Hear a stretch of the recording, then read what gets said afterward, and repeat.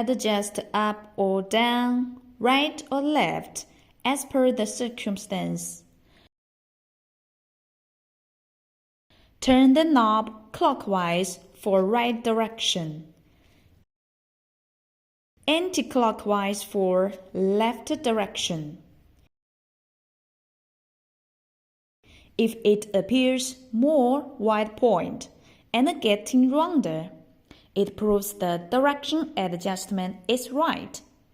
If it appears less white point, it proves the direction adjustment is wrong, so you need to change the direction to adjust.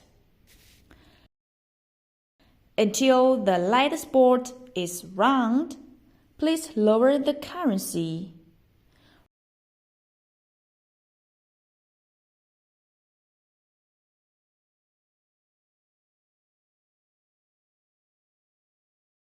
Right now, the currency is about 80 amp.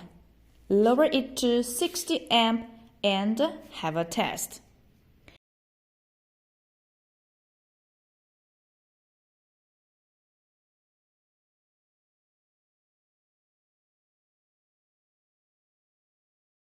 If the light spot is still round with 60 amp, it proves the adjustment is well done.